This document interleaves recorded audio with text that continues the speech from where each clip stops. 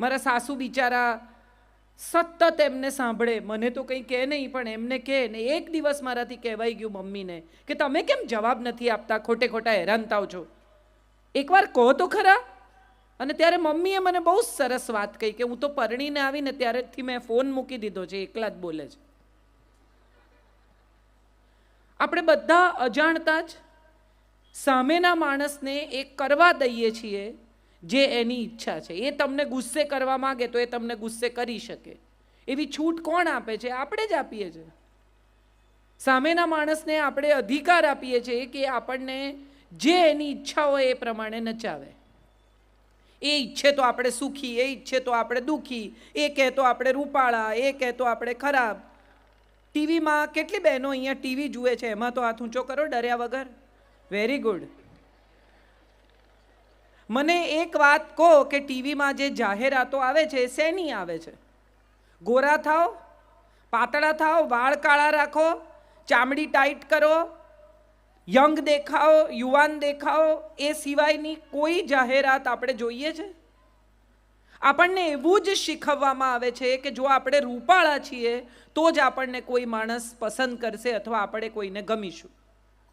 આપણે જ્યારે શબ્દ વાપરીએ છીએ ત્યારે કયો વાપરીએ છીએ? છોકરી જોવા જાય છે.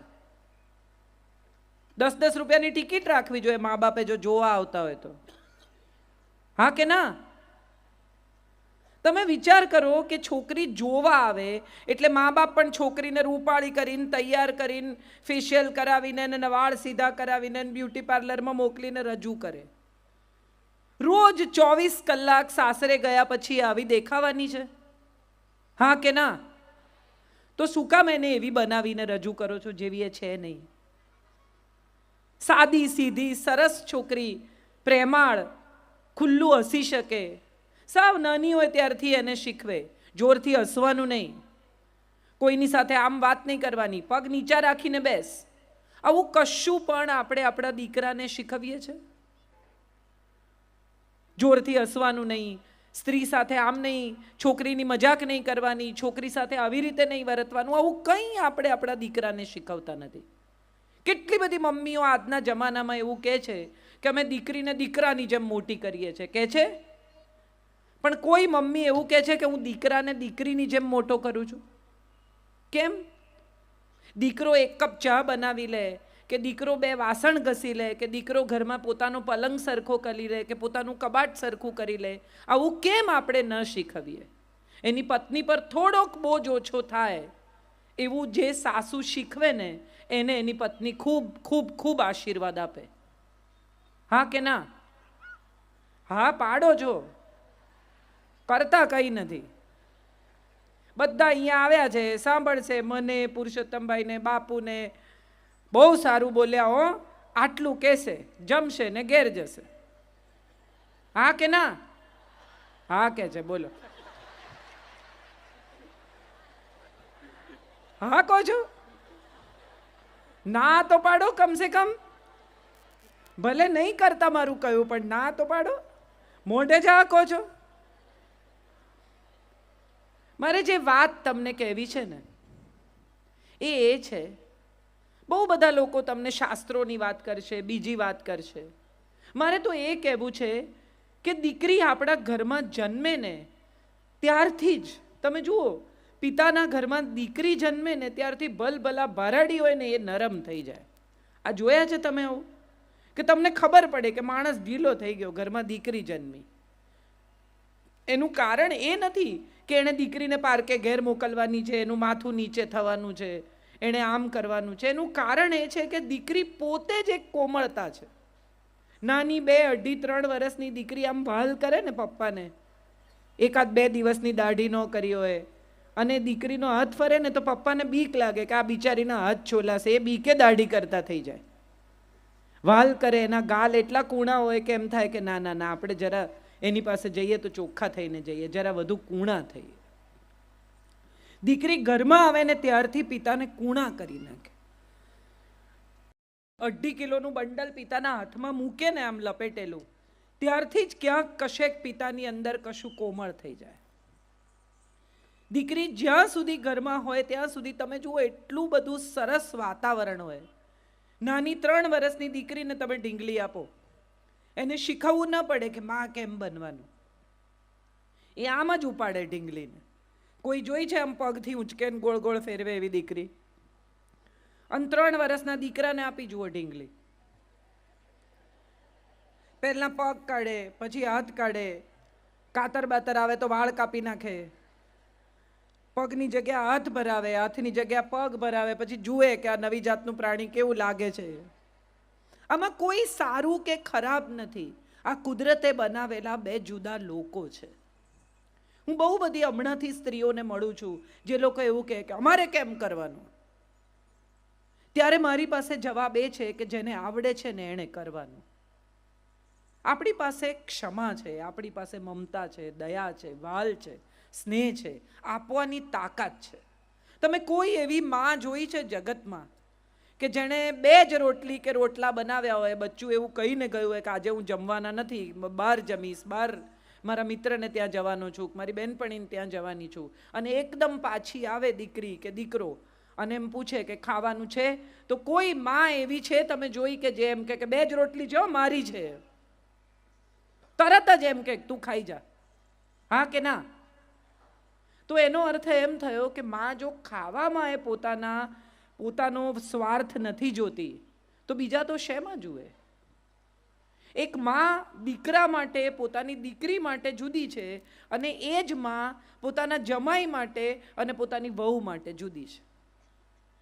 ઓછી થઈ જાય જમાઈ આવે તો, સુઈ ખવડાવી દઈએ ને સુઈ કરી દઈએ ને કેટલુંય કરી નાખીએ, અને વહુ આવે એ પછીનો સ્વભાવ જ આખો બદલાઈ જાય.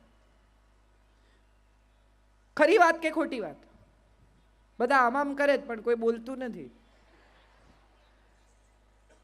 દીકરીનો વર આવે તો આપણને એમ થાય કે આપણે સુઈ એને આગતા સ્વાગતા કરીએ ને આપણે એને પ્રેમ કરીએ ને સુઈ જમાડી દઈએ. કેમ? તો કે આપણી દીકરી એના ઘેર રહે છે, આપણે એને સાચવીશું તો એ આપણી દીકરીને સાચવશે. સ્વાર્થ છે. પણ એ જ છોકરી જે બધું છોડીને આવી છે, એની અટક બદલાઈ ગઈ. ગઈકાલે 8 વાગે ઉઠતી હતી, એક રાતમાં સવારે 6:30 ઉઠવા માંડી. એ આપણને ખુશ કરવાનો ગમે એટલો પ્રયત્ન કરે, પણ આપણે એકદમ દુર્લભ દેવતા, આપણે ખુશ થઈએ નહીં. દરેક વાતમાં ક્યાંક ને ક્યાં ભૂલ ગોતી કાઢવી. એણે સાફ કરેલો પ્લેટફોર્મ ફરી સાફ કરવો, વેતા નથી, આવડતું નથી, ધીરી છે, આવી છે. બાપુ એક બહુ સરસ વાર્તા કહે છે, મને બહુ ગમે છે એ વાર્તા. હું એમની હાજરીમાં તમને આજે કહું કે એક સાસુમાં હતા, એને ત્યાં વહુ પરણીને આવી. વહુને ઘરે સવારે શિરામણનો રિવાજ, સવારે ખાય. અહીંયા કોઈ સવારે ખાય નહીં, મા દીકરો એકલા રહે.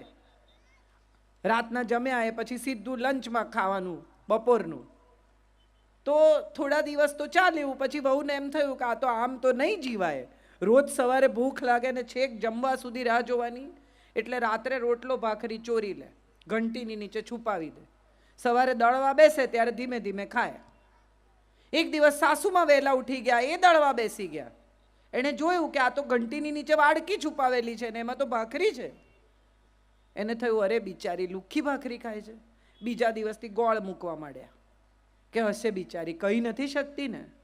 વહુને એમ થયું કે મારો વર જ મૂકતો હોય ને, આટલું વાલ તો બીજું કોઈ કરે જ નહીં, સાસુ તો સારી હોય જ નહીં. એટલે એણે બી વળી એના વરને એમ કે અરે વાહ કેટલું સરસ. વરને એમ થયું કે હશે જે વાતે ખુશ થઈએ છોડો ને. થોડા દિવસ નહીં, થોડા વરસ આવું ચાલ્યું. વહુને ઘેર વહુ આવી. હવે માની આંખો ઝાંખી થઈ ગઈ છે, બહુ સરસ દેખાતું નથી.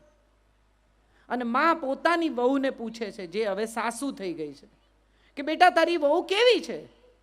તો કે બા આમ તો સારી છે, પણ કામકાજે મોળી છે.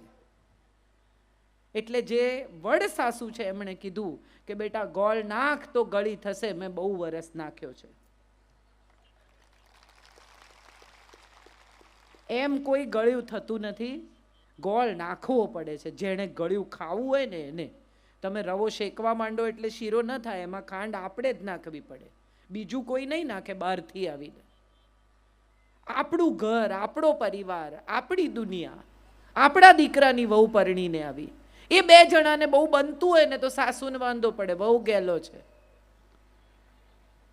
અરે એક આનંદ થવો જોઈએ કે કેટલું સરસ મારા દીકરાને મારી વહુ સાચવે છે, ચાલો મારી ચિંતા ઓછી થઈ ગઈ. કેટલા વર્ષથી મમ્મી કહેતી હોય દીકરાને, થોડું લીલું શાક ખાને, ટીંડોળા ચાખી જો, પરવળ ચાખી જો, ચોળી ચાખી જો. દીકરો અડે નહીં, ના મારે નથી ખાવું. પછી વહુ પરણીને આવે અને એ ટીંડોળા સમારતી હોય ને ત્યારે જ સાસુ કે એ નહીં ખાય. પણ પેલો આવે જમવા બપોરે ને ફટાફટ 4 રોટલી જોડે શાક ખાઈ જાય. સાસુને પડે વાંધો કે મારે કીધે ન ખાધું. ખરેખર તો આનંદ થવો જોઈએ કે 25 વર્ષમાં જે કામ તમે ન કરી શક્યા એણે 25 મિનિટમાં કરી નાખ્યું. હા કે ના? પણ વાંધો શું પડે? મારે કીધે ન ખાધું. એક સાસુમાં મંદિરથી પાછા આવતા હતા, એને રસ્તામાં ભિક્ષુક મળ્યા. એ ભિક્ષુકને જોઈને સાસુમાએ પૂછ્યું કે કેમ આજે ખાલી હાથે? તો કે ભાભી એ બહુએ ના પાડી તમારી કે ઘરમાં કાંઈ નથી. સાસુ કે એણે ના પાડી, ચાલ મારી સાથે. આખી ગલી તડકામાં ક્રોસ કરાવીને ચાલીને છેક પેલી બાજુ લઈ ગયા કે ઊભો રે. અંદર ગયા, બહાર આવ્યા ને કે કંઈ નથી, જા. અરે કે આટલું બધું ચાલીને તમે મને પાછો લાવ્યા ને હવે મને પૂછો છો કે કંઈ નથી એવું કહો છો? સાસુ કે ના પાડનારી એ કોણ? હું બેઠી છું. એ ક્યાંથી ના પાડે? ના પાડવાની હશે તોય હું જ પાડીશ. આવી સાસુની વચ્ચે આ બધા સોપો જે પડી ગયો છે, બધાને ખબર છે કે આ અમારી વાત છે. હસી નાખો. જિંદગી છે ને મજા કરવાની ચીજ છે. આપણે બધાએ જિંદગીને બહુ ભારમાં જીવવાનું શરૂ કર્યું છે. દરેક સાસુને બીક છે કે મારી બહુ પરણીને આવશે એને જો હું થોડીક પણ છૂટછાટ આપીશ તો માથે ચડી બેસશે. કોઈ માથે ચડતું નથી. અને બીજી એક બહુ જ મહત્વની વાત જે આપણા શાસ્ત્રોએ, આપણા સમાજે એક જુદા પ્રકારની વાત શરૂ કરી છે કે દીકરી બનાવીને રાખો, દીકરી બનાવીને રાખો. ના, દીકરી નહીં બને, એ નક્કી જ છે. દીકરી જેટલી વાલી છે એટલી વહુ ન જ હોય એ બહુ સ્વાભાવિક પણ છે અને આપણે એવું કરવાની જરૂર નથી. વહુને વહુની જેમ જ રાખો, પણ વહુ ગૃહલક્ષ્મી છે એ યાદ રાખો. પુરુષ તો ધન કમાઈને લાવે, એનું લક્ષ્મીમાં રૂપાંતર તો ઘરમાં આવેલી દીકરી કરે છે. પૈસા કમાઈને આવે એથી ઘર નથી ચાલતું. ઘર ચલાવનારી તો તમે લઈને આવ્યા છો એ છે.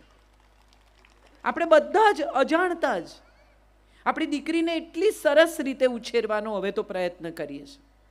અમુક જાતની છૂટ આપીએ, અમુક રીતે મોટી કરીએ, એને ભણાવીએ, ગણાવીએ, આગળ વધારીએ.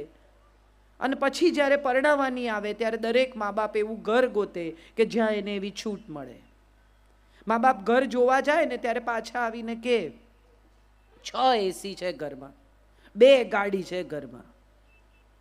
આ સુખ નથી, આ સગવડ છે. 2 ગાડી હોય એ સગવડ છે, 6 એસી હોય એ સગવડ છે, કપડાં ધોવાનું મશીન હોય એ સગવડ છે, આ સુખ નથી.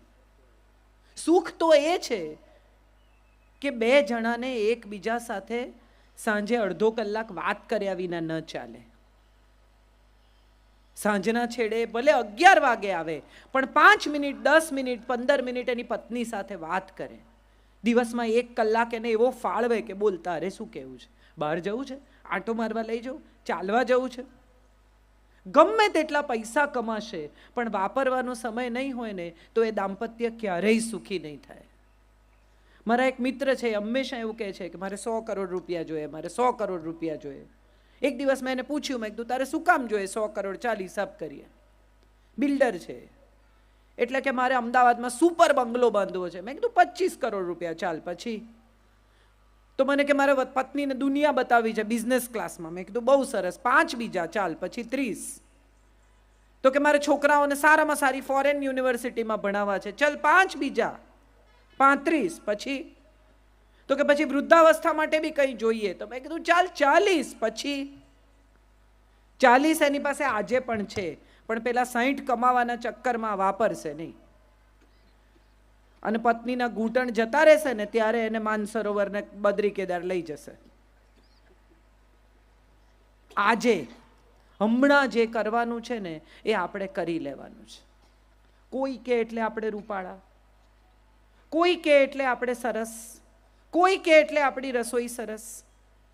ઘરમાં મહેમાન જમવા આવ્યા હોય ને પતિના મિત્ર આવ્યા હોય એટલે પત્ની કે જમવા બેસે ત્યારે કે ભાભી તમારી દાળ બહુ સરસ, એટલે તરત કે એમને કહો. એમને શું કહેવાનું? એ રોજ જ ખાય છે, પણ એ વખાણ નથી કરતા તો નથી કરતા. જેણે કર્યા એનો આભાર માનો. આપણે બધા જેની પાસેથી અપેક્ષા રાખીએ છીએ ત્યાંથી જ સુખ મળવું જોઈએ એવી આપણા બધાની શરત છે. આપણે બધા જ એ પરિવારમાંથી, એ ઉછેરમાંથી આવીએ છીએ કે પતિ કહે તો સરસ. પણ એવું જરૂરી નથી. તમને તમારી દાળ ખાઈને એમ થાય છે કે તમે સુપર દાળ બનાવો છો. તમને તમારી સુખડી ખાઈને એમ થાય છે કે વાહ, મારા જેવી સુખડી કોઈ ન કરે, તો તમે મજા કરો. એ આવીને ખાય છે એનો અર્થ જ એમ કે એમને ભાવે છે. કેટલાક લોકોને એક્સપ્રેશન કરવાની, દેખાડવાની, કહેવાની આવડત ન હોય. અને એમાંય ખાસ કરીને ભારતીય પુરુષોનો તમે વિચાર કરો તો તમને સમજણ પડે. 3 વર્ષનો છોકરો એને રડે ને એટલે એની મમ્મી ખકડાવે. છોકરી છે એટલે રડે છે, છોકરી છે રડવાનું બંધ કર. થોડો મોટો થાય, 10-11 વર્ષનો થાય એટલે અરીસામાં જોઈને આમ પટિયા પાડે તો એની મમ્મી કે અરીસામાં હું જોયા કરે, છોકરી છે. થોડો વધુ મોટો થાય, મમ્મીને વાલ કરવા આવે કે આગો રે, છોકરીઓની જેમ ચોંટાચોટ નહીં. અને પછી જ્યારે થોડોક મોટો થાય, લગ્ન કરે, ત્યારે પત્ની પહેલી ફરિયાદ શું કરે? તમને તો કંઈ આવડતું જ નથી, તમને તો ઇમોશન જ નથી, તમને તો લાગણી દેખાડતા જ નથી આવડતું. પણ 3 વર્ષનું હતું ત્યારથી એને ધમકાવી ને એની લાગણી એને કંટ્રોલ કરતા શીખવી. પુરુષો દેખાડે નહીં, પુરુષો દેખાડે નહીં. મારે આ બધા બહેનોને પૂછવું છે, ખરેખર અને દિલથી પૂછવું છે, તમારા ઘરમાં શરૂઆતમાં પૈસા આવવાના શરૂ થયા થોડાક, ત્યારે પહેલો મા બાપનો વિચાર કર્યો? હા કે ના? હા કે ના? પછી છોકરાઓનો વિચાર કર્યો? હા કે ના? જવાબ આપો. આમ કરો છો તો હા. પછી તમારો વિચાર કર્યો, બરાબર? તમે કોઈ પણ ઘરના પુરુષ એવા જોયા છે કે જે અમદાવાદ ગયા હોય ને પોતાને માટે 6 શર્ટ લઈને આવ્યા હોય? કેમ હવે કોઈ જવાબ નથી આપતું? બધી સ્ત્રીઓ એવી ફરિયાદ કરે, હું ઘેર ન જાઉં ને ભાઈ સાહેબ ત્યાં સુધી જમે જ નહીં. તમને ખરેખર એવું લાગે છે કે 40 વર્ષના, 35 વર્ષના, 50 વર્ષના, 55 વર્ષના માણસને પીરસીને જમતા નથી આવડતું? ખરેખર કોઈને એવું લાગતું હોય તો હાથ ઊંચો કરો. એને આવડે જ છે, પણ દિવસનો એટલો ભાગ તમે સામે બેઠા હો અને તમે હો ત્યારે એ જમે એવો એનો પ્રયત્ન હોય છે. એને કહેતા નથી આવડતું, એ એનો પ્રોબ્લેમ છે. આપણે બધા જ શબ્દોમાં ના સાંભળીએ ને ત્યાં સુધી આપણને સમજણ નથી પડતી. એમની આંખમાં દેખાતો સ્નેહ, એમના સ્વભાવમાં દેખાતી અમુક પ્રકારની રુજુતા, લાગણી, એ આપણને નથી દેખાતી. હમણાં જ એક મારી બેનપણી મને કહેતી હતી કે એની દીકરી પરણીને ગઈ છે અને બધા બેઠા હોય, વાતો કરતા હોય, મજા કરતા હોય, ત્યારે અચાનક દીકરાના ફાધર, એના સસરા આવે ને એને ખભે હાથ ફેરવીને કે બેટા તું સુખી છે ને? લગભગ દર અઠવાડિયે એકાદ વાર આ સવાલ એ પૂછે. આ લાગણી નથી? એને આવડતું નથી જેવું સ્ત્રીઓને આવડે એવું. ઘરમાં ઝઘડો થાય ને ભડામ બારણું પછાડીને પુરુષ જતો રહે, તરત સ્ત્રી શું કરે? હવે તો સેલફોન આવી ગયા છે, તરત અમારે ઘેર ઝઘડો થયો, ઇમિડિયેટલી જે પહેલું દેખાયું એને ફોન કરીને ફરિયાદ કરી દેવાની. પુરુષ સવારથી એ ધુમાડો છાતીમાં લઈને નીકળે, એ સાંજ સુધી અંદર રહે. એ 4 મિત્રોને ફોન કરીને કહેતા નથી કે અમારે ઘેર ઝઘડો થયો. કે છે? બધા આમ કરે છે, કોઈ બોલતું નથી કહેતા ને. નથી કહેતા એટલા જ માટે એમને ડાયાબિટીસ થાય છે, એમને બ્લડ પ્રેશર થાય છે, એમના વાળ વહેલા ખરી જાય છે. આ વૈજ્ઞાનિક સત્યો છે. જો ઘરમાં સુખ જોઈતું હોય ને તો સૌથી પહેલી ઘરમાં શાંતિ જોઈએ. પરણીને આવેલી છોકરી પતિને ફરિયાદ કરે અને સાસુ દીકરાને ફરિયાદ કરે. આ ત્રાસ એના માટે એટલો થઈ જાય કે ઘેર કેટલા મોડા જવાય એવો પ્રયત્ન કરે. હા કે ના? હા, હા પાડે છે બધા. નહીં કરીએ એવો વિચાર આવે છે ક્યાંક? હા કે ના? એમાં આ નથી પાડતા. આપણે બધા આપણી દીકરીનું સુખ ઈચ્છીએ છીએ. આપણને બધાને એમ છે કે આપણી દીકરી સુખી થાય, સારે ઘેર જાય, એની સાસુ એ બહુ સારી, એને તો બધું પહેરવાની છૂટ, એના ઘરમાં બધું પહેરવા દે, પંજાબી પહેરવા દે, પેન્ટ પણ પહેરવા દે. પણ અહીંયા આવેલી વહુને આપણે શું કહીએ છીએ? અમારે ઘરે સાડી જ પહેરવાની ભાઈ, અમારે ઘરે આ બધું નહીં ચાલે. કેમ આવા બે ન્યાય છે આપણા? કેમ આવા બે સ્ટાન્ડર્ડ્સ છે? કોઈકની વહુ થઈને ગયેલી દીકરીને છૂટ હોવી જોઈએ, પણ આપણી વહુ થઈને આવેલી દીકરીને કોઈ છૂટ નહીં આપવાની. કેમ આવા બે લેવલ ઉપર આપણે જિંદગી જીવીએ છીએ?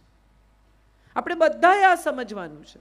ગૃહ કલેશનું સૌથી મોટું કારણ જો કોઈ હોય ને તો એ બે માન્યતાનો સંઘર્ષ છે, બે પેઢીનો સંઘર્ષ છે. એક છોકરી જે હમણાં 70માં 80માં જન્મી છે, એના વિચારો અને જે સાસુ 1960માં જન્મી છે, એની પહેલાં જન્મી છે, એના વિચારોમાં ફેરફાર હોય એ બહુ સ્વાભાવિક છે. 1960માં પથ્થર પર ચટણી વાટતા હતા, તમારા મમ્મી વાટતા હશે. આદુ મરચાં કૂટીને દાળમાં નાખવાના. એ પછી મિક્સર આવ્યું, ફર દઈને બધા ઘરમાં મિક્સર છે. હવે મારી મમ્મી નવું મિક્સર લાવી તો અમે બધા ઊભા રહીને જોતા હતા કે અરે વાહ, આવું કેવું થઈ ગયું. અને હવેની વહુઓ છે, તૈયાર ચટણી લાવે, પેકેટ કાપે, કાઢે, વાડકામાં પાણી નાખે ને ખવડાવે. અને સરસ મળે છે, ખરાબ નથી મળતી એ ચટણી. સવાલ એ છે કે ગઈકાલે તમે એક મોબાઈલ ખરીદ્યો, આઈફોન ખરીદ્યો, સેમસંગ ખરીદ્યો, નોકિયા ખરીદ્યો, 6 જ મહિનામાં એ ફોન કરતાં સારો બીજો ફોન બજારમાં આવે છે, હા કે ના? તો તમને શું લાગે છે, ભગવાને 1960માં જે મોડલ બનાવ્યું અને 1990માં બનાવ્યું એમાં કંઈ ફેરફાર જ નહીં કર્યો? અપગ્રેડ કરે કે ના કરે મોડલ? ઉપરવાળો બી અપગ્રેડ કરે, એમને એમ ન મોકલે. 60નું મોડેલ ને 90ના મોડેલમાં નવા ઘણા એણે ફીચર ઉમેર્યા હોય. હવે આ સ્માર્ટફોન છે, સ્માર્ટફોનને સ્માર્ટફોનની જેમ વાપરતા આવડવો જોઈએ. તમને ન આવડે ને ખિસ્સામાં પડ્યો હોય ને તો નંબર લાગી જાય અને તમે જે વાતો કરતા હોય પહોંચીએ જાય. થયું છે આવું કોઈની જોડે?